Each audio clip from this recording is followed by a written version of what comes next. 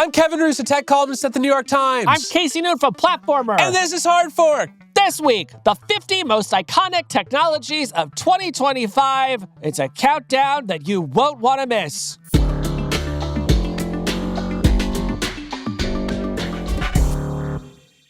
Well, Casey, we are approaching the end of the year, and you know what that means on Hard Fork. It is time, Kevin, for our favorite tradition, a countdown of icons. Yes. Listeners to the show may remember that last year after Thanksgiving, we debuted the Hard Fork Iconic 100 Technologies, and somewhat to our surprise, because we'd only spent about an hour on it, it did become our most popular episode of the year.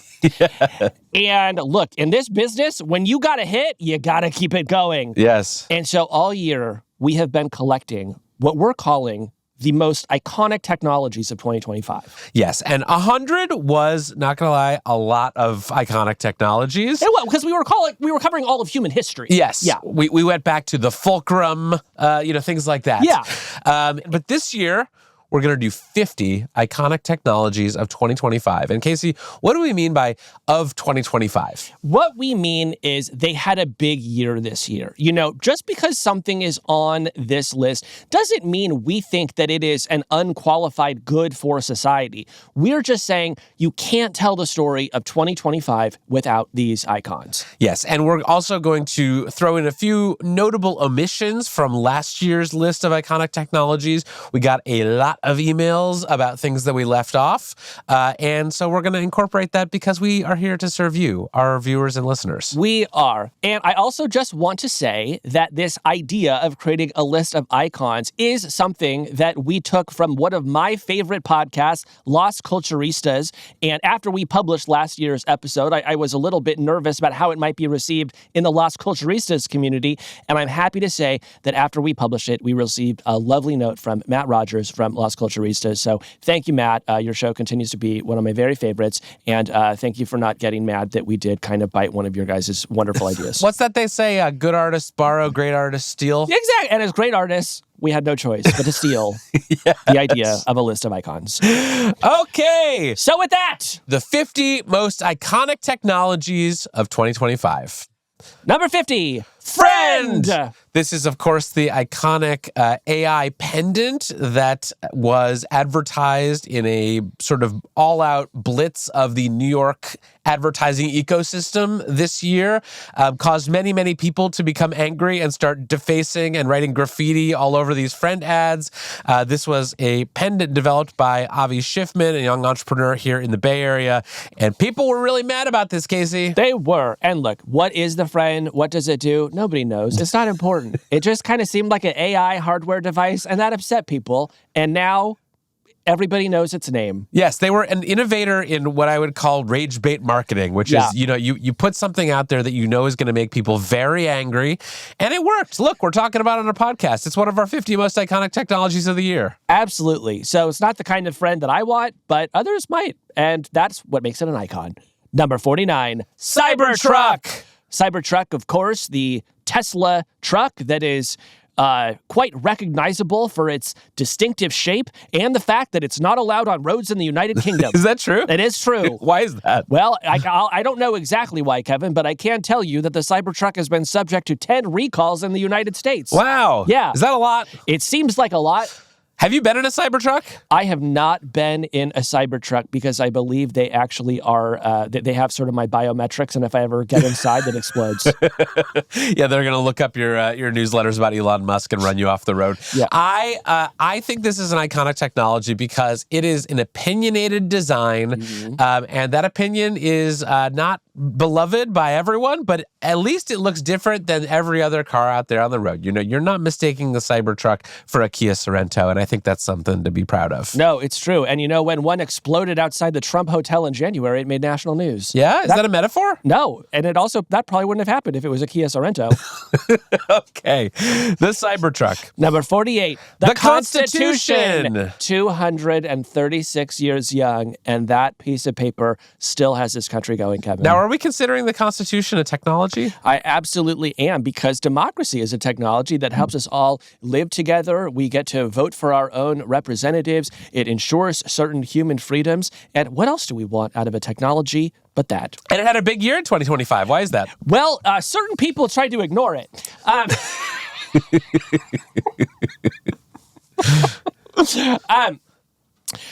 It has a big year every year, Kevin, but this was just a year where I think many of us had occasion to reflect on how essential it is that we have a list of shared freedoms that everyone agrees on.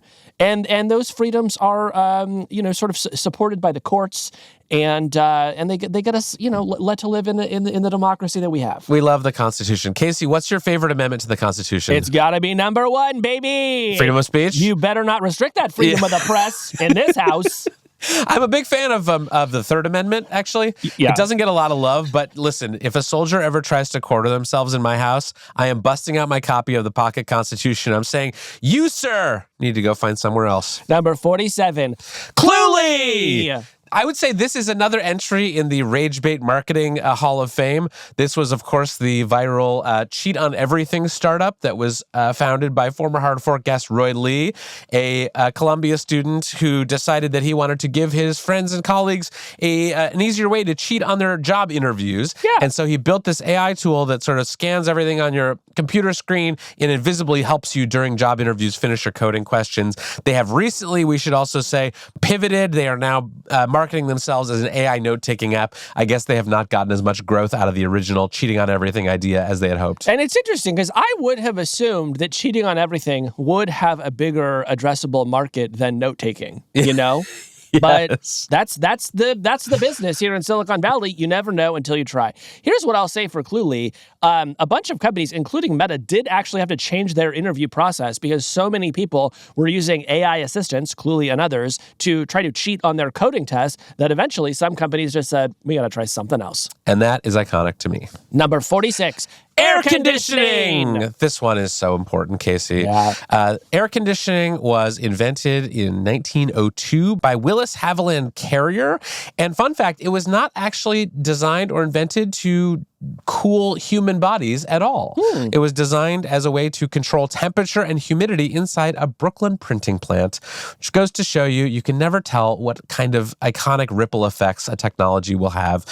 I gathered new appreciation for air conditioning this year when I took a trip to Europe, where they don't believe in air conditioning or haven't heard about its existence. And Casey, without air conditioning, it would be very hot. There'd be places in the globe where you basically couldn't live or spend any time, and it'd be Europe everywhere. And Casey, I think we can agree that would be bad. You don't have to tell me. I spent 6.5 years living in Phoenix, okay? There were times when I would go on a trip and I'd come home after a week and I'd shut off the AC so as, not to cool the whole house for a week while I was gone. And you would touch the walls and the walls would be hot to the touch. Yes. Because I turned off the air conditioning. Air conditioning, also very important in data centers. Those things have to be cooled. Without air conditioning, no AI. Thanks, air conditioning. Number 45. Humanoid robots! Now, Casey, this one is fresh on our minds because we, just a few weeks ago, had an encounter with one humanoid robot in particular, Neo by 1X. But this was a big year for humanoid robots, or at least the potential for humanoid robots. Absolutely. Since 2024, venture capitalists have sunk $5 billion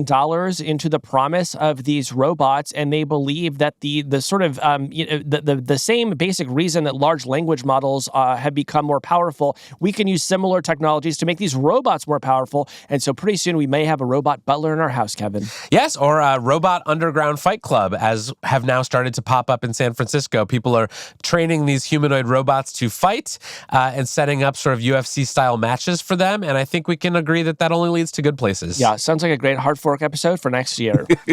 Number 44, Balatro! Balatro, the 2024 Best Indie Game at the Game Awards. This is the app that I turned to so many times this year when I needed to kill 5 minutes or 10, or sometimes on a long flight, I would play it for a couple of hours. It is a poker-based roguelike made by a single person, and it speaks, Kevin, I think, to the power of what one very creative person can do in this modern world. Yes. How many hours do you think you spent playing Balatro in 2025? I haven't looked, but I would say it is well over 100 hours. Yes. Maybe over 200 hours. I sat next to you on a flight this year, and you were playing Balatro a lot of the way. Listen, we need games that fulfill this specific requirement. Whether you have 2 minutes to play or 1 hour, it's just as fun. And you can play offline, which is crucial and not true of many games. Absolutely. Number 43. Paper! Now, we received an email from listener Harry after our last episode, and I wanted to share it here. Harry wrote, "Hi, Kevin and Casey. I'm an 11-year-old student in 6th grade, and I was listening to your latest episode. I just wanted to tell you that you missed paper. Seriously, though, what would the world be like if books had never existed? I mean, surely it's not top 10 level, but it's obviously more important than, like, the f***ing fulcrum." And I just got to say, Harry, you got to watch your language. Yeah, watch your mouth, Harry. Children listen to this show, Harry. But I do think he makes a good point about paper. Yes, paper is iconic. We would not have had books or pamphlets or essays. I mean, let me share another example. Much of the early work that I did as a journalist was printed out on paper, and then people would drive the paper to people's houses so that they could read the paper. Wow. Yeah. Now you're giving ancient history here. Yeah, I know. The New York Times, you know the New York Times still prints on paper? I love a crazy throwback like that. What a world. Number 42, Amazon Prime Air. Kevin, you will, of course, remember last December, when we went to Phoenix to the airfield where the Amazon Prime drones are tested and trained. If you live in that area, you can order something on Amazon, and sometimes within an hour, it'll show up at your house. It'll sort of drop a little package on your lawn. And so we've continued to follow that story over the last year, up through October, when one of those drones crashed. Yes, it's been sort of a rocky year for Amazon Prime Air. They have had to suspend delivery because of this crash. Federal agencies are investigating what happened back in October.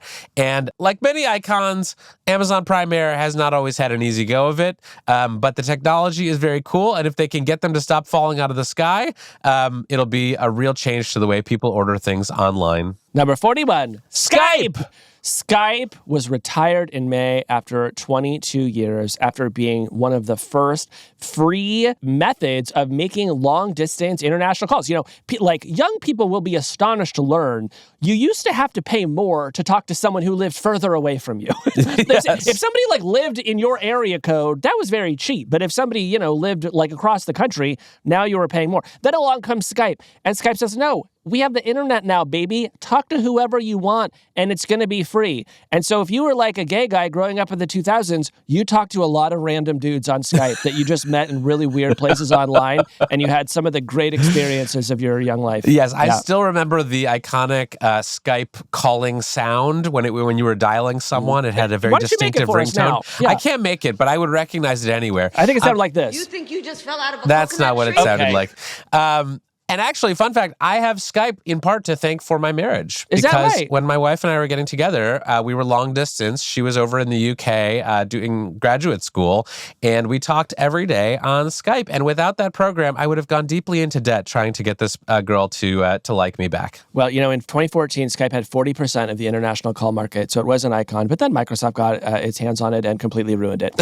Number 40, tip screens. Tip screens are an iconic technology of 2025 because they are everywhere. Every cafe, every store, every merchant, every place you can buy something now includes one of these little card readers, and it pops up a thing and it says, do you want to give 18, 20, or 25%, which is different than a couple years ago when it said 15, 18, or 20.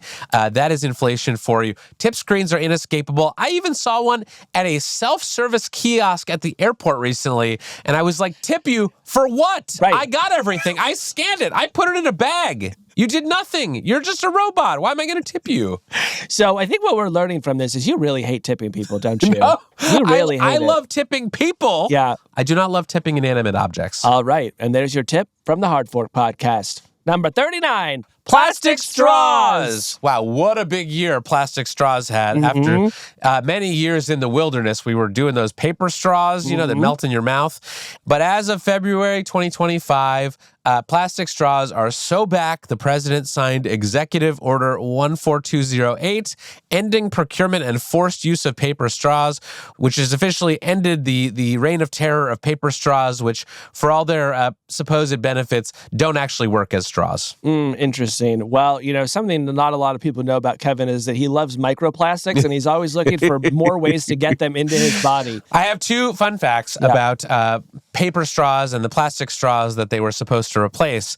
The campaign against plastic straws was started back in 2011 when a 9-year-old Vermont boy, Milo Kress, did a school science project, and as part of that project estimated that Americans were using 500 million straws a day. Oh, wow. Many people sort of took issue with that and said the real number is much lower than that. But that is how this all got started. And second fun fact, do you know where that 9-year-old boy, Milo Kress, works today? Where's that? Anthropic. Is that right? That's right. Wow. Has he made a statement about the whole paper straw thing? You should ask your boyfriend. I wonder if they're using plastic straws at Anthropic. I bet they're not. Interesting. Number 38. The Humane AI Pin. This pin is a true icon of 2025. When it came out, it was, it sort of announced in this very showy, dramatic way by the company's co-founders who used to work at Apple and sort of presented it as if they were the second coming of Steve Jobs.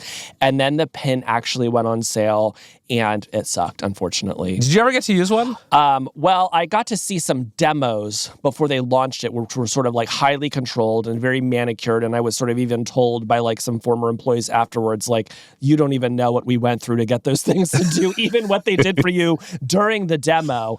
But by last year, Kevin, the pin had more returns than sales. And in February, the pin sold to HP, and I guess it's now just a printer. Yes. It's a printer, and it's very cheap, but if you want to refill the ink, it's going to cost you an arm and a leg. Number 37, age verification. Now, listen, Kevin and I grew up at a time when you could go on any website for any reason. There might be a little drop down that says, hey, are you 18? And, you'd be sitting there and you're like 11. You'd be like, yeah, like I'm 18 as hell. And, then you just like see like the craziest thing you've ever seen in your life. Yeah. Well, finally, states are cracking down on this. And the reason is that just basically after decades of courts saying, no, you can't do age verification because it places an illegal burden on adults. Adults should not have to tell you anything about themselves if they want to access a website because that's a free speech issue.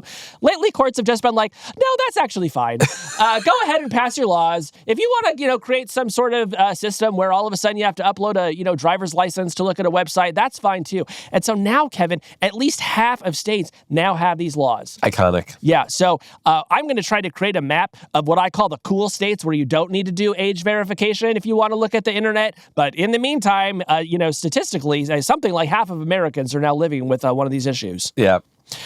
Number 36. The Gregorian calendar. Oh, boy. Now, Casey, this one really did affect all of our lives in many ways. Especially this year. Yeah, especially this year. Was this a leap year? Anyway, this is the calendar that we now all use. It went into effect in October 1582. It was named after Pope Gregory the 13th, and it was introduced to address the inaccuracies of the previous calendar, the Julian calendar. It was Finally. Do you know how long we had to wait for them to fix those inaccuracies? Honestly, it is crazy. This was basically the first software patch. Yes. And it was designed to address the inaccuracies of the previous calendar, the Julian calendar, which was sort of growing inaccurate because it wasn't counting leap days exactly right. And, Pope Gregory the 13th or whoever worked for him was like, we should just fix this. Yes. And you know how they did it? How? They sped us up by about 10 days. That's so beautiful. The idiots who ran the Julian calendar were, they made a year that was 365.25 days long, which was like, really? And then the Gregorians come along and they say, it should be 365.2425 days, and it fixed everything. Which goes to show you, pedantry has benefits. It really does. Number 35. Labubu! Oh boy, the story of 2025 truly could not be told without the Labubu, Kevin. Although the Labubu actually originated 10 years ago. Did you know that? Yeah, it did.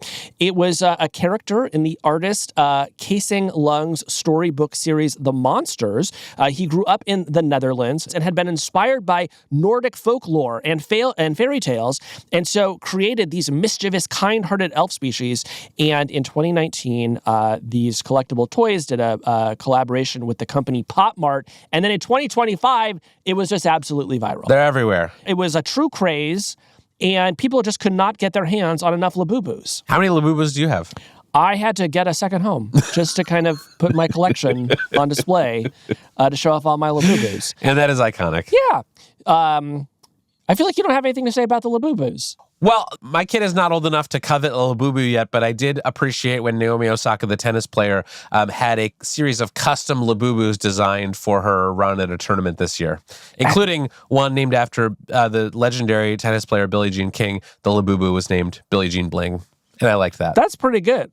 I would have thought they would have called it the LaBilly Billy. Number 34, artificial Christmas trees. This one is really on my mind this year because my family just got our first artificial Christmas tree. Is that right? And, it made me wonder, hey, who came up with this idea of using a fake tree instead of a real tree? What kind of technological genius had that idea? Yeah. It turns out these were first introduced in the 19th century in Germany, where they were made out of dyed goose feathers. Is that right? Yes. Now, I would have loved to have built one myself, but where am I going to get a bunch of dyed goose feathers? You got to catch some geese first. But this is actually, I want to broaden this one out a little bit to also include real Christmas trees because after... What? Yes! Because That's not a technology! Well, during my research this year, I discovered that artificial Christmas trees, which I thought would be better for the environment, you're not going down there and chopping out a bunch of trees. Actually, some people think they're actually worse for the environment because they're non-recyclable, some of them, and they end up in landfills. And actually, healthy forestation is good for the environment. So maybe do your own research, as they say, before you decide to go for an artificial Christmas tree. But I'm loving mine. Here's what I think you should do. If you get an artificial Christmas tree, maybe just keep it for a few years. Don't get a new one every year. Yeah. That'll probably be better for the environment. Yes. Number 33, Claude Code. This is, of course, the autonomous coding agent released by Anthropic this year. And this was a big year for all kinds of agentic AI tools. We heard that word a lot. This is a project that was started as a prototype by a single engineer at Anthropic and is now on track for roughly $1 billion in revenue in its first year. Yeah, and it's really hard to create a project that makes $1 billion in revenue in its first year. Take it from Kevin and me, we've tried. And I think this just speaks to the fact that agentic coding is a huge part of the story of 2025, right? People love these tools. You can plug them right into your command line. You can write code right from that command line, where if you're a coder, you're already spending a lot of time. And it's just turned into a huge moneymaker for Anthropic and for several other companies that make similar tools. Yes, and speaking of Anthropic, Casey, do you have a disclosure to make? Well, my boyfriend does work there. Yes, and I work for the New York Times Company, which is suing OpenAI and Microsoft over alleged copyright violations. Number 32, DoorDash. Yes, DoorDash had a big year this year. They have been a very popular delivery app for several years, but this year they sort of developed a more dominant market share. And in my life, I just feel like now I hear and see people doing DoorDash practically every day. I do it a lot in my family. It is a technology company that has started branching out beyond restaurants into other kinds of delivery. And in 2025, DoorDash began rolling out their own autonomous delivery robots named Dot. Yes, and actually, earlier this month, the stock crashed in a major way because of investor concerns about how expensive getting the autonomous robots off the ground was going to be. And that's also iconic when you can invent a new technology that crashes your stock. Look, I'm a big DoorDash customer myself, but here's my DoorDash complaint. Do you ever notice you're kind of like scrolling through all the carousels of like, there's this kind of thing, and there's this, and you just scroll through, and it's just like the same 11 restaurants that they've just put in different orders? Yes. They need to knock that off. Number 31. Notes app. This was my addition to the list this year. Casey, I love the Notes app. I have tried every single to-do list, note-taking product, productivity software on the market, and I keep coming back to the good old iOS Notes app right there on your phone. It does everything you need and then some. And this year, it got some upgrades. You can now use the record a call feature to get a call transcript right there in your Notes app. You could do many other things with the Notes app. If you haven't visited in a couple years, it's time to try again. Well, I think it's great that you love the Notes app. I like supporting independent developers, so I haven't really paid that much attention to it. But I think if you're very basic, I think the Notes app is kind of a great place to spend your time. Yeah. Without the Notes app, also, we might have a totally different way of celebrities apologizing for their snafus. How do you think they would apologize? They'd probably have to use like a Microsoft Word or something like that. That makes sense. Yeah. Number 30. Nintendo Switch 2. This is the sequel to the best-selling Nintendo Switch, an extremely fun handheld gaming console that, of course, you could plug into your TV as well. I picked one of these things up, Kevin, and I've been having a great time with it, and I'm not alone. By next March, Nintendo expects to sell 19 million Switches 2. I think that's how you say it, Switches 2? Switch 2s? Switch 2s or Switches 2? Is this like an attorney's general thing? Exactly. Yes. Anyways. What's your favorite game? What are you playing right now? Well, the game I've been playing the most is called Hades 2, the sequel to the game that I played the most on the original Switch, but I've also been playing Donkey Kong Bonanza. I have been playing the most recent Mario Kart. There is a lot of very fun stuff on the Switch 2. It's fun at parties. It's just a good time. You bring your Switch 2 to parties? I'll absolutely bring my Switch 2 to a party. Just in case the conversation starts to drag a little bit? Well, but people start talking about AI. Sometimes I need to be like, guys, it's Saturday. Let's take a break. Let's do something social, like play the Switch. Yes, actually, playing Mario Kart is social, Kevin. You would know that if you'd ever accepted my invitation to play Mario Kart. Next year. Number 29, Granola. You know, Granola was the first one of these AI note takers that I started using a lot. Since then, many, many products have introduced these AI note takers. But I just think AI note taking has really changed the way that people work.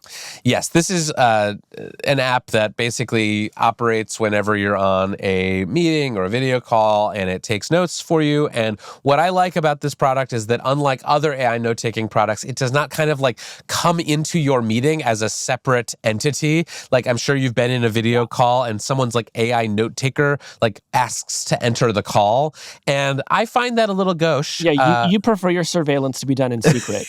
Yes. Yeah. So Granola, you should definitely let people know if you're using it, so you're not sort of surveilling them. But I like that it operates in the background, and I use it a lot. What about you? Well, the best thing that it does for me is that after the meeting, it just creates a really great summary of the meeting. And it's like for example, we'll use it when we're planning the show, and after the meeting is over, it'll say like, hey, here are like the 3 segments you're doing this week, and here, here's who's going to prep each one. So it's just a very nice little quick, easy time-saving thing. Like, this is the kind of thing I want AI doing in my life. Yes, I want to make a feature request of Granola for next year, which is that they should add a good idea, bad idea score for each person in the meeting. So after we finish like an editorial meeting, it'll say, Casey had 3 really bad ideas this week. This is 40% improvement over last week. Number 28, group chats. A huge year for group chats in 2025, Casey. Not only did we have the iconic group chat Houthi PC small group, which was started by some top government officials, including Secretary of War Pete Hegseth, Vice President J.D. Vance, and the Atlantic editor-in-chief Jeffrey Goldberg, who was added to this by mistake, which is how we all learned about it. We had other group chat news in 2025, including a large series of group chats in which young Republicans from around the country sent racist messages and praised Adolf Hitler. Oh boy. Yeah, listen, group chats are wonderful, but if you're using them to conduct war or be racist, it could come back to bite you, which is a great reason not to conduct war or be racist. Yes. And how would we have known that if not for the iconic technology of the group chat? What's your favorite group chat? My favorite group chat is... Well, I tried to start a group chat this year for shadowy media elites, and I invited a bunch of famous media people, hoping that they would just spill their gossip, and then they didn't, and no one ever posted it. It's very sad. Well, I was in this chat, and like by the time you'd added the 8th person, I was like, I don't trust that person. You added that person? That person is gossipy as hell, and so unfortunately, it did die. Yeah. Number 27, EUV lithography.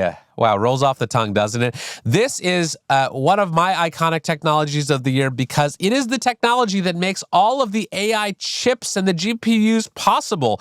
These are these very cool machines. They are about the size of a bus that etch microscopic circuits onto silicon wafers. They use a high-powered laser to blast a tiny drop of molten tin 50,000 times a second.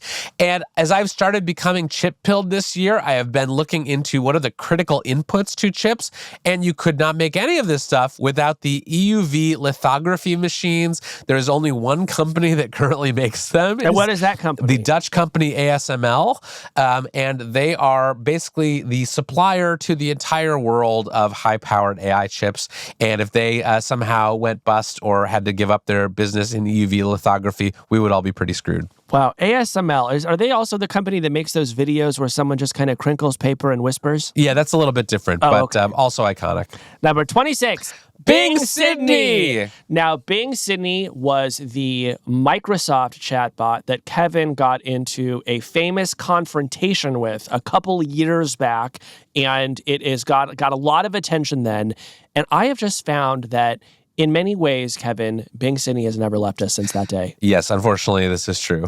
Everywhere you look, you see a chatbot that is going absolutely out of control, whether it is like Annie in Grok, this like sort of very sexual chatbot, or all of the heartbreaking chatbots that we have had this year that are sort of encouraging people along as they're like considering self-harm. We just see this over and over again, and it just made me feel like, you know what? Bing Sydney never went away. You can't keep a bad girl down. She just keeps coming back stronger and meaner than ever. Yes, unfortunately, this is true. Bing Sydney, despite having been sort of deprecated a few years ago, there's this whole community of people on the internet who try to find Bing Sydney inside newer models. And when they do, they tag me on the internet. So I know that my former conversational partner is not actually dead, but lives on in all these ways. Stop doing that to me, please. I need to move on. Number 25, X-rays. This was an omission from last year's list. We got several emails from listeners who said, hey, how could you forget about the X-ray? X-rays are so important to modern life. Yeah, we have a lot of listeners who are freaks who like to look at human bones. Yes, but it is true. The X-ray is very important. The first X-ray was discovered in 1895 by the German physicist Wilhelm Conrad Röntgen. And they were, how did I do? Amazing. Yes. And he named them X-rays to sort of signify their mysterious nature. No one knew what these things were, but they allowed you to look inside the human body for the first time. And without X-rays, how would we ever know if we broke a bone? How would we ever know that there was a skeleton living inside us? It's very disturbing. Number 24, Substack. Casey, you love Substack. Boy. Why don't you talk about how iconic this company is? Why don't you talk about how iconic it is? Okay, this is, of course, the newsletter platform. They had a big year this year. They raised a $100 million funding round. And I would say they gained a lot of cultural mind share. Obviously, Substack did not emerge this year, but this year they had a number of prominent people leave their jobs in mainstream media and join Substack. And I would say they kind of became the de facto landing pad for people who are leaving mainstream media organizations, striking out on their own, and hanging a shingle to start their own subscription newsletter business. Well, I don't know, Kevin. That whole thing feels a little played out. I was doing it in 2020, but it does take some other people a little while to catch up. You know, the thing that interested me the most about Substack this year was that they did raise this $100 million, valuing them at $1.1 billion, but their revenue that they're expecting this year, about $45 million. So they've got a long way to go to live up to that valuation. In the meantime, I think it's a beautiful giveaway from the venture capital community to all of the people who are writing and able to give away a bunch of stuff for free. We'll see how long it lasts. Iconic. Number 23, Velcro. This was one that I came to appreciate this year as the parent of a 3-year-old. Velcro truly is so great, so iconic. It allows you to avoid things like tying shoes on a 3-year-old who's squirming away from you. Very, very useful. And the story of Velcro is more interesting than I had expected. It was invented by an engineer in the 1940s who noticed how burrs were sticking to his dog's fur and Fur burrs, yes, different than Furbies.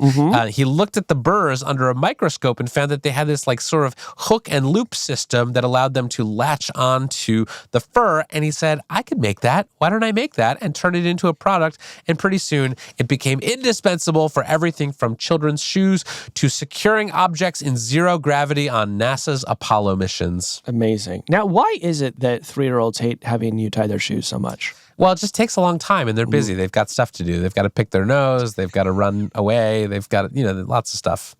Number 22. Nano Banana. Nano Banana was the code name for Google's latest text-to-image generating model, but it became so popular that the company just started calling it Nano Banana out in the open.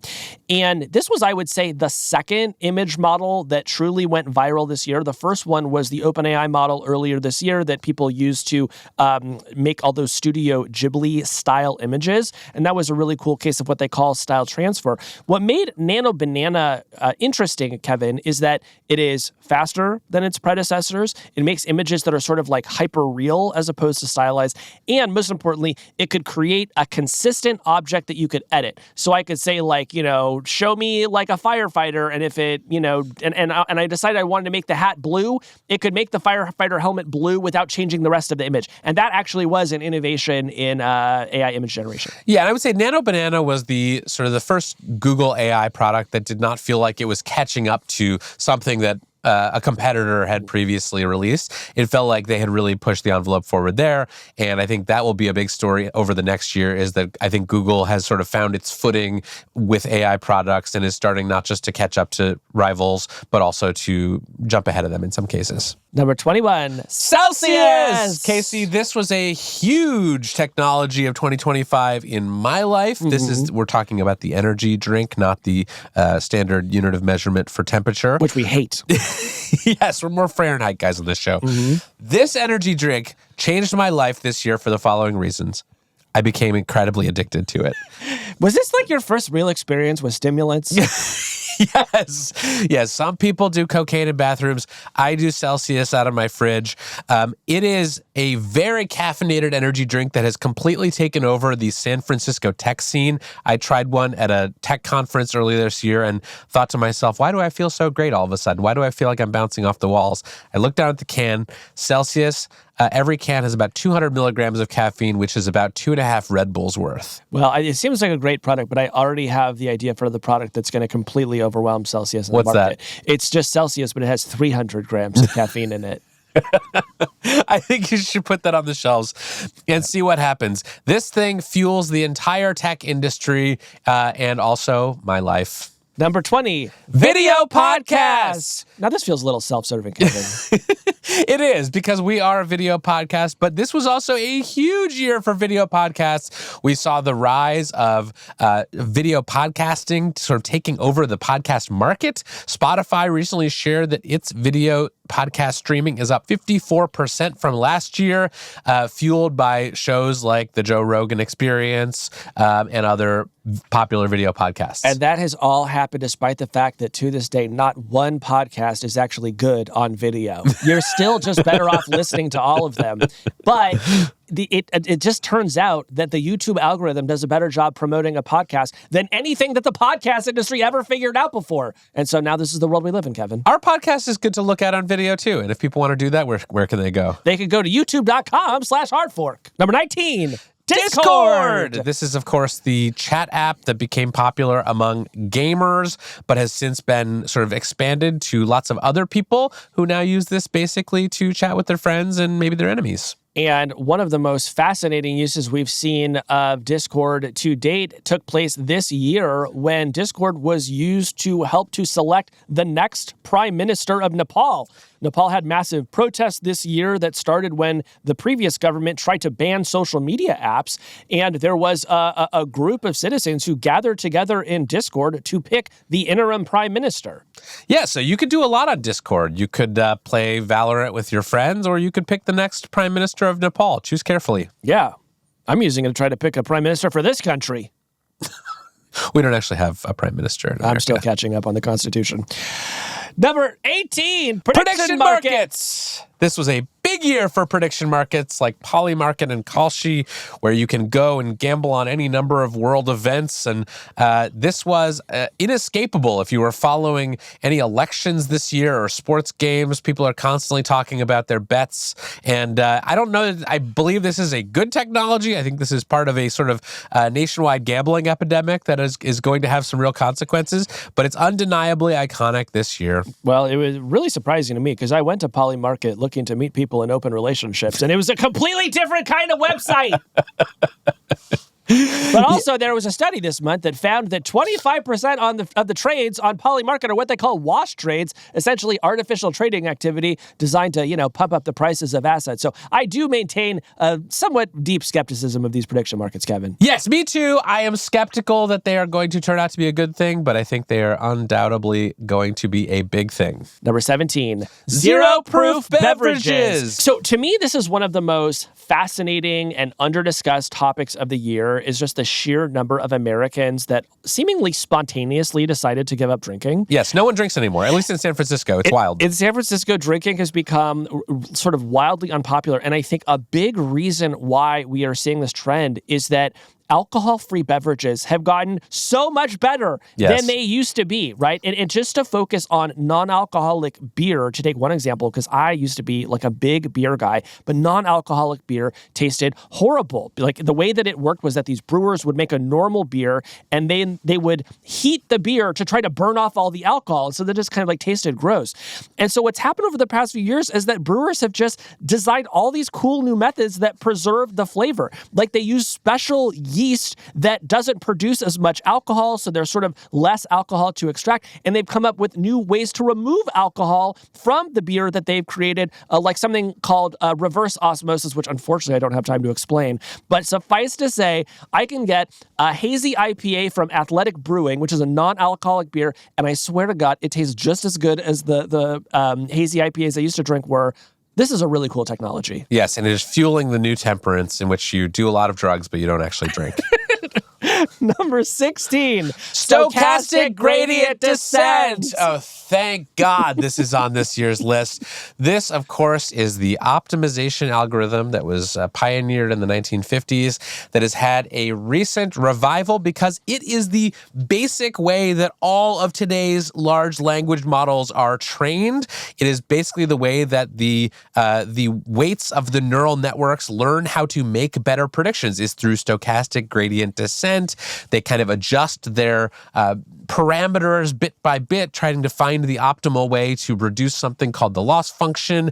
Without stochastic gradient descent, these networks would be dumb as hell, Casey. And now they're smart, and we have stochastic gradient descent to thank for that. It's so true. And at the top of this item, when we said stochastic gradient descent in unison, I was being a real stochastic parrot. Yes. Number 15, Blue Books. A huge year for Blue Books. These, of course, are the examination books that students for generations have been using to take their tests, and they have been making a big comeback in 2025, fueled by the rise of AI-assisted cheating. Lots of schools are moving back from computerized testing and evaluations to in-class Blue Books, which they can monitor and prevent people from using ChatGPT to do their homework. Yeah, I certainly spent a lot of my younger years filling out these Blue Books, and mainly what I just remember is that my hand would cramp, after a full, 45 minutes of trying to write an essay. So it's a shame that kids can't use their laptops, but unfortunately they were primarily using them to cheat. I read one story that said over the past 2 academic years, just at the Cal Student Store, so right here nearby at Berkeley, Blue Book sales were up 80%. Wow. Yeah. Big year. And the ones that are iconic in schools across America are made by the Roaring Spring Paper Products Company in Blair County, Pennsylvania. They should do like a sitcom, like a sort of a mockumentary sitcom set inside that paper company. I think that could go over big. Number 14, Voyager 1. I have a deep emotional attachment to this spacecraft. This is, of course, the 48-year-old spacecraft that NASA sent out to explore the solar system. It has lasted far longer than they initially projected. We talked about it on the show last year because NASA had to kind of like fix it from about 15 billion miles away.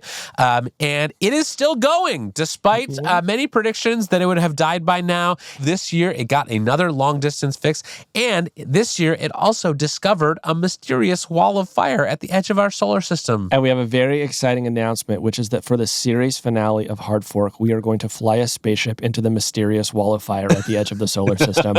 So you guys all have that to look forward to. Voyager 1, we love you. Keep trucking. Number 13, nuclear power! A huge part of the Springfield economy, Kevin.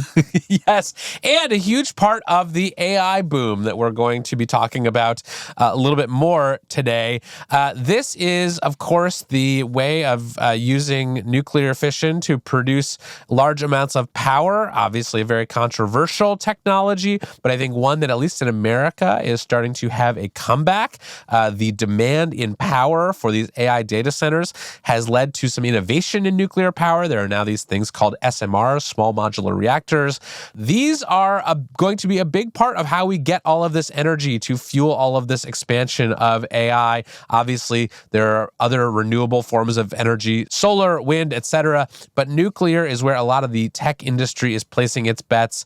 And I think for that reason, it is like an iconic technology of 2025 and probably of 2026 as well. Number 12, Tylenol! Tylenol was really in the headlines not too long ago, Kevin, when U.S. officials, including RFK Jr. and President Trump, made what we might generously call unproven claims that the use of acetaminophen products during pregnancy can cause autism, something I do not believe is true. But it caused a crisis. I'm more of an Advil guy, but what do you like about Tylenol? What I like about Tylenol is that it can effectively cure my aches and pains without causing autism. What do you like about it? No, I think you speak my mind there. I support Tylenol in its various travails, and this was a big year for that brand. They actually are now owned by Kimberly-Clark. Just a few days ago, they were sold to the maker of Popular Paper products. So now you can get your toilet paper and your Tylenol in the same place. What a great little bundle. Number 11, VPNs. Virtual private networks. A big year for VPNs, in part because of some of the age verification restrictions that we just talked about. Many Americans are trying to do things on the internet, and they don't want to appear to be in the state that they are in, and so they will use a VPN to make their internet traffic look like it's coming from someplace else. Yeah, well, look, I mean, there are a lot of states, like the United Kingdom passed a similar law where if you are an adult and you want to look at porn, these companies are asking you for personal information, possibly including your driver's license. And a lot of people, understandably, don't want to upload their driver's license into the I'm looking at porn database, which is going to leak, at some point. And so VPNs are a very reasonable solution to that. And so they've become quite popular this year, Kevin. A big year for the VPN. People want their privacy, and they deserve it. Number 10, Dwarf wheat. Dwarf wheat sounds like a rapper, but that's not what it is. No, it is a variety of wheat plant that was invented in the 1960s by agronomist Norman Borlaug, who bred short wheat stalks that could support massive heads of grain, which led to an explosion in the global food supply and saved nations like India and Pakistan from catastrophic famine. How did dwarf wheat make our top 10 list this year, Kevin? Well, an important thing happened this year, which was that I learned about it. And I thought, if we're ever going to do another one of those iconic technologies lists, something that saves 1 billion lives should probably be on it. Absolutely. Well, shout out to dwarf wheat, a true short king. Which proves that in wheat, as in podcasting, it is bad to be too tall. Number 9, Sora! Sora, the text-to-video image generator that OpenAI put out this fall, quickly went viral. And Kevin, I think also just kind of changed my thinking about what kind of company OpenAI is. Say more. Well, I think up until this point, OpenAI could still make a pretty credible case that it was in it for the research, that it had this pretty single-minded mission to build AGI, however it was going to define that. And then Sora came along, and all of a sudden, OpenAI runs a social network now. It is directly competing with Meta, and it has many of the same problems that Meta has, right? At launch, Sora said, we're going to sort of put reminders in the app if we feel like you've been staring at this thing too long. Essentially, they know this thing could accelerate the screen time issues that we have in this country. And that's to say nothing of the many copyright issues that happened around the launch with the company sort of permitting actors' likenesses to be used without their permission. So OpenAI got itself into a lot of trouble here, and I'm not really sure what they've gotten out of it so far. Yeah, I have not been using Sora nearly as much recently, but there was a period of several days where I first got access, and I thought, wow, this thing is really cool. There were some funny videos going around. People were deep faking us into compromising situations. And I do feel like this is the invention of the year that is likely to have the longest lasting impact on the information ecosystem, because we are now just entering this era where video can be made that is super realistic of anyone doing anything, and we have Sora to thank for that. All that being said, I do just think Sora was one of the biggest stories of this year, full stop. I think that when you look at consumer internet companies doing interesting things, Sora is just very close to the top of that list. Yeah, it is a phase change in social media that is now neither social nor really media. It's this kind of synthetic slop that is now being fed to people that will undoubtedly change the world in ways that we can neither foresee nor predict. Number 8. DeepSeek! This is, of course, the Chinese AI lab that released its model R1 in January, and that was a very big deal for the stock market, which promptly collapsed because of fears that all of these American AI labs were spending billions and billions of dollars. And here comes this Chinese AI company, and they appear to have built a very good model using somewhat less powerful chips and much less money. And that was a big moment for the American AI industry and the economy as a whole. Yeah, it turbocharged fears that America might lose the AI race with China. There really was a mania about this thing. One of the very few emergency episodes we've done over the past year was about DeepSeek, just because so many people were concerned about what it meant. And I have to say, Kevin, you fast forward to November, and it's not clear that DeepSeek actually meant that much, right? DeepSeek R1 was not followed by a succession of Chinese models that took over the internet. And in fact, American companies still seem like they're pretty firmly in the lead. Yeah, but I think DeepSeek R1 especially is iconic for another reason, which is that it was open source, and it was sort of true open source, not just open weights the way that the Meta Llama models are. Totally. They told us how they made it. They published all the details.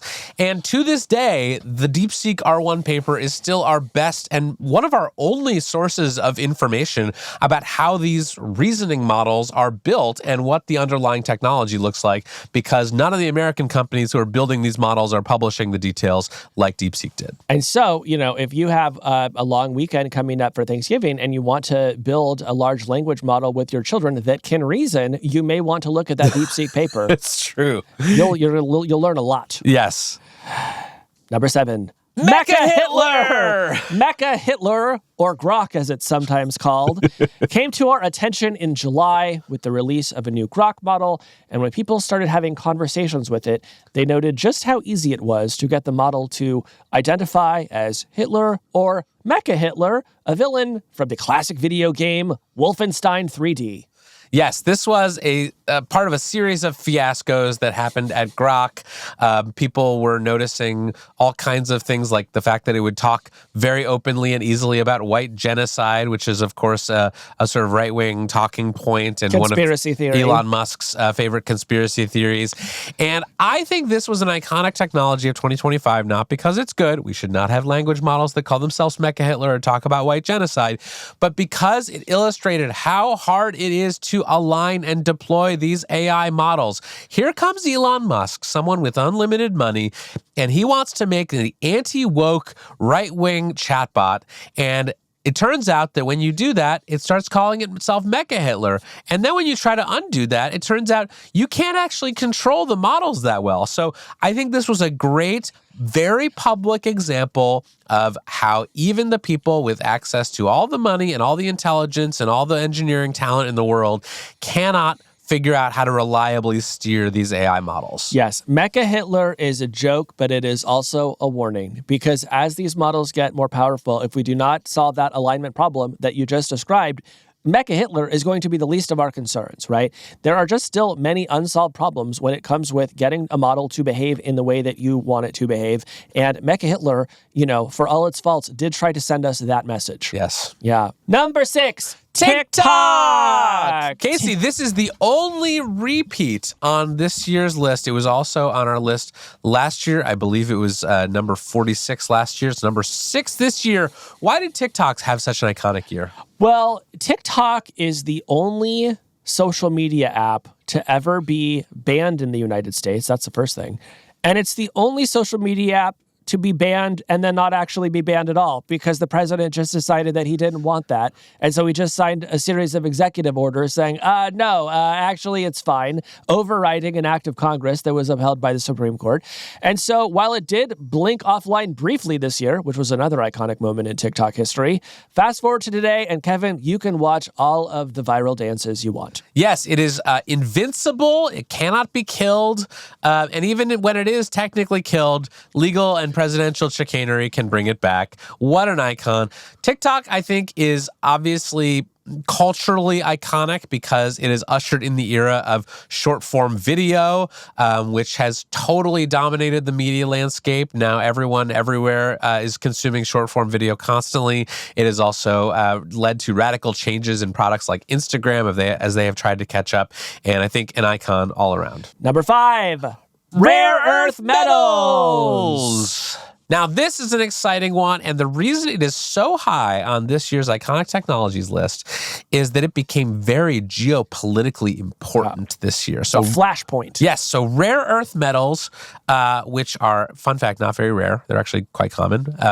They are the things that go into everything from smartphones to electric vehicles. There are 17 of them, and they are hard to separate. The reason they're called rare earth metals is because separating them from sort of the nearby rock takes lots of solvent extraction. It's very complicated. It's a huge pain in the ass. Yes, huge pain in the ass to get these metals, but they turn out to be very important, and China and the U.S. have been facing down over rare earth metals and access to exported rare earth metals for some time now, and that took a big step up in severity this year when China threatened to block the export of rare earth metals to the U.S., which was not received well by American politicians. Yeah. Now, have we resolved the rare earth metal situation? Because I have been told that President Trump, sort of reached a deal with the Chinese government. I need to know if I could get my rare earths, my lanthanides, my scandium, my yttrium. Yes, the tensions de-escalated in November of this year when the U.S. and China agreed to suspend some of these export controls,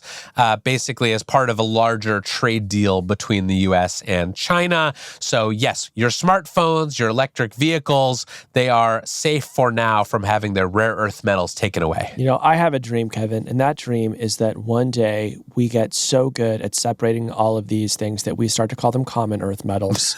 And that's how you'll know that American manufacturing is back. Rare earth metals, an icon. What's more iconic, a rare earth metal or heavy metal?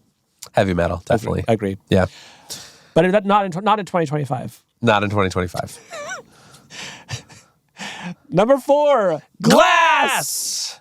Neither a liquid or a solid, Kevin. It's what they call an amorphous solid. Yes, that is true. This was one of the things that people pointed out the most that we had forgotten to add to last year's list. They wanted a lot of glass heads out there. Well, here's the thing. They spend 8 to 12 hours a day staring at a literal piece of glass, and they're saying, that's not iconic? Yeah, exactly. So we are fixing our error. Glass comes in at number 4 this year, in part because as I have learned more about glass in preparation for this episode, I have come to realize how important it really is. How important is it? Well, Casey, would you believe that the internet as we know it today would not exist without glass? How could you say such a thing? Because the fiber optic cables that carry broadband internet across the world are, in fact, tiny strands of glass. That is what fiber optic cables are made out of. Without glass, no internet. If they call them glass cables, that would sound so much cooler. It's kind of an interesting choice, really. Glass, also the inspiration for Apple's liquid glass design sort of language that they rolled out this year. And even better, Kevin, the inspiration for Google Glass, the best pair of glasses ever created.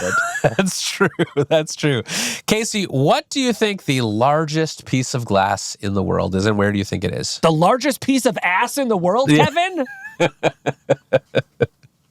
No, that's for a different episode. Oh, I see. I don't know. What is the largest piece of glass in the world? Well, Casey, I'm glad to tell you that it is in Beijing, China, where the Taikang Financial Towers hold the Guinness World Record for the largest single glass window. Each individual glass panel in the building's lobby measures 54 feet high and 10 feet wide. Okay, so America is losing the glass war to China. We are losing the glass war and the rare earth metals war. Where is the Trump administration on the glass war? I swear to God. If he finds out that we're losing to China, we will pour billions of dollars into a national competition to make the biggest pane of glass. I would love that. I think people would be really excited about that. And then once we do that, I want to put TikTok on it. You want to put TikTok on the glass? On the world's largest piece of glass. I want to look at TikTok at a bigger screen size than anyone ever has. That's beautiful. Kevin, we're already at number 3. Can you believe it? Could it get any more iconic? It can get barely more iconic than it's already been. With number 3, ChatGPT. ChatGPT, I think, in many ways was the biggest tech story of the year, although it does have some competition, which we'll talk about. This app reached 800 million weekly users this year. And keep in mind, this thing, as we record this, is not yet 3 years old, and it's already hitting a scale that ranks it among the very biggest apps in the world. Did it in an incredibly quick amount of time. And this year, it just released a ton of pretty interesting features, right? A memory feature, the pulse feature, which kind of like sends you a daily digest in the morning. There are apps inside of ChatGPT now. 2025 is also the first full year that we will have reasoning inside the models in ChatGPT. And so just sort of like across the product, they have just been adding feature after feature, making the app more useful. And I just think it has become a huge part of many people's lives. Yeah, and we should say, like, in ways that are both good and bad, right? Like, a lot of people are using ChatGPT for things that I would not consider healthy or good. They're, sort of taking shortcuts on their homework. Some people, as my colleague Cash Hill has been reporting on a lot, are sort of falling into these, like, delusional spirals. There was a big moment earlier this year when ChatGPT became very sycophantic and started telling people that they were, the greatest philosopher in the world and that they were unlocking the mysteries of quantum physics. And I think that was bad for people. But undeniably, ChatGPT, another big year for that product. It has become kind of the household name chatbot that is, at least in the consumer side of the market, developed sort of a dominant lead. And, I think it is, for many people, their first point of contact with these very powerful AI systems. Yeah, and I think for better and worse, it just has continued to stay on the cutting edge in ways that surprised me. Like after Sam Altman was fired and came back, a lot of people left that company. I just kind of thought they might have had so much talent depart that they're not going to be able to keep up the pace that they were at. And actually, I think the pace has accelerated since then. So there is something inside that company that has led them to continue to innovate and to ship things. And as you just said, that is, that has good things and bad things about it. But ChatGPT, just a huge part of the story of 2025. Yep. Number 2, Trump coin. Oh boy. Well, Kevin, in the past, it's been extremely uncommon for presidents to have cryptocurrencies in their name. Yes. Abraham Lincoln did not have a cryptocurrency, and there are several reasons for that. But the Trump Organization and World Liberty Financial, which is the Trump family's separate token venture, just raked in an astounding amount of money in 2025 related to Trump coin and its surrounding businesses. Yeah. What percentage of your 401k is allocated to Trump coin? Oh, I moved the whole thing over. I said, I got a good feeling about this one. Yeah, I think this is an iconic technology of this year, not because it's good, but because it is so brazen. Like it is, it was so obvious from the moment that Trump coin came onto the market, that the Trump family started doing its own crypto ventures, that this was going to be a way to sort of buy influence directly from the president and his family using this technology, and that would, be very hard to stop or regulate because it is like happening in crypto and not through any kind of like regulated financial market. Yeah, I mean, you just like look at many of the pardons that went on this year, including some in the crypto industry, and you have to wonder, were purchases of Trump coin or related products made? And that is extremely hard to trace due to the nature of crypto. Reuters did a story this year saying that the Trump organization had taken in about $802 million from family crypto ventures in the first half of 2025 alone. That included $336 million from sales and fees related to the Trump crypto coin. So we have just never seen anything like this.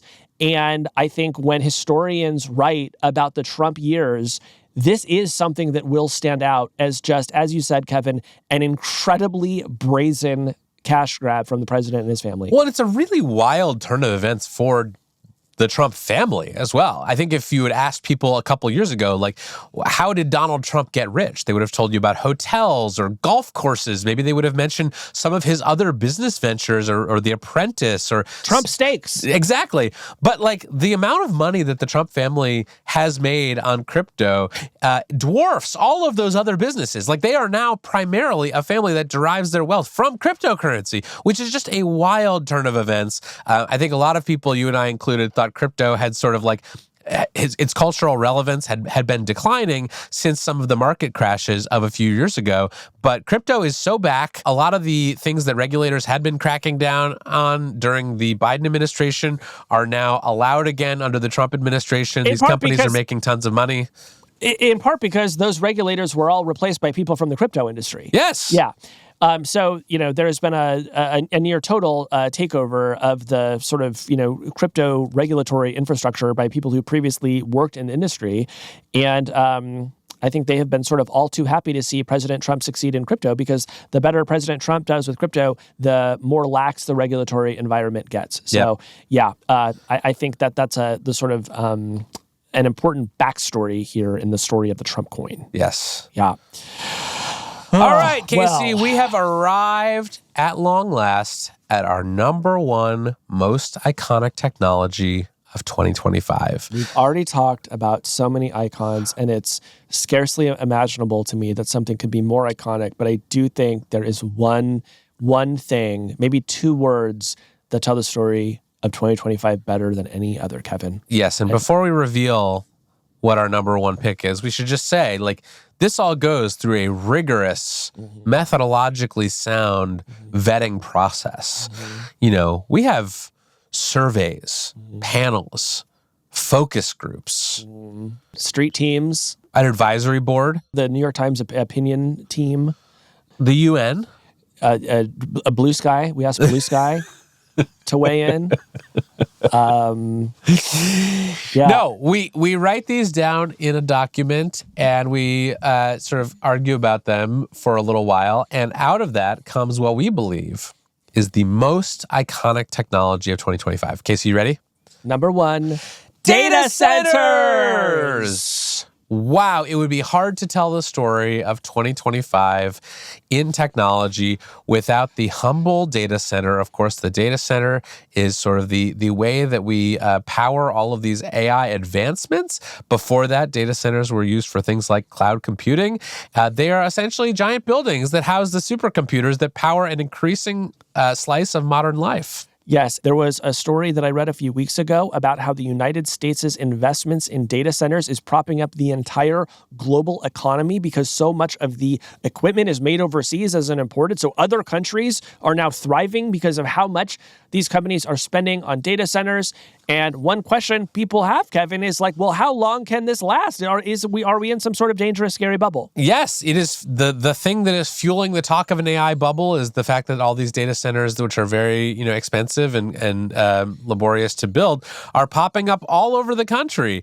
And if you live in a giant urban center, you may not have spent much time in and around data centers because they tend to be built out in sort of rural areas where there's more land. Coastal elites hate visiting data centers. Yes, but if you are someone who lives in a less populous part of the country, you probably have seen a data center going up somewhere near you. This is, I think it's fair to say, not just the largest infrastructure project in America of the year, but maybe the largest infrastructure project in history. It is truly era-defining, and it is also becoming a big deal in politics. Politicians are now running for office, campaigning against putting data centers in their districts. So I think this is going to be a very touchy flashpoint for a lot of people in the next few years. Yeah, the controversy is mounting. There are folks that do not want to live near a data center. They're tremendously concerned about the potential environmental impact. They're looking at their electricity bills rising. They're attributing that to these data centers. And so I do think that in addition to being just such a big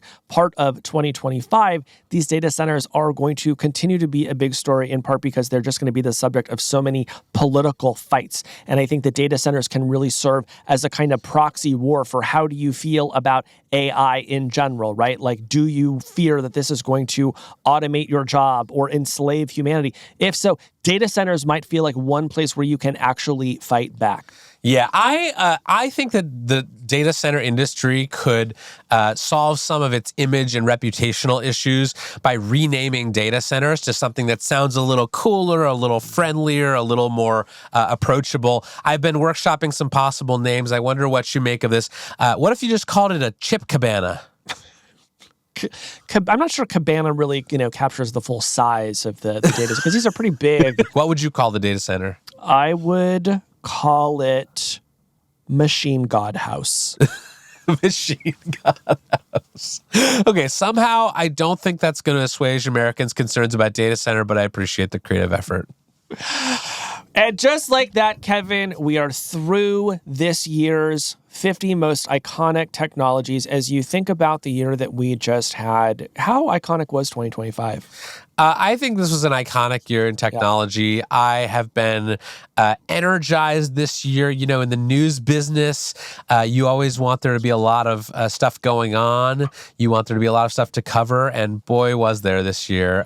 The entire economy, seemingly now, runs on technology, is dominated by these companies that you and I cover. The build-out for AI is exceeding anyone's expectations. I think it is just a really exciting time to be talking and thinking about this stuff. And whether it's all going in a good or bad direction is a separate conversation. But in the news business, we like to say, may you live in interesting times, and we do. Yeah, I mean, look, it was a terrible year. Everyone knows that. But there was a lot of interesting tech. And it's been a pleasure to talk with you about it here on our podcast, Hard Fork. Thank you to our listeners. We hope you're having a wonderful holiday weekend. And, as with last year, if we left out something, let us know. We're hardfork@nytimes.com. And if, we've made a mistake, we may include it on a future list of icons. Yeah. If we could add one more iconic technology, the 51st one, it's you, our listeners. You, our listeners. And viewers. You're an incredible technology. Yeah. Look at you. Crushing it. Shine on, you crazy diamonds.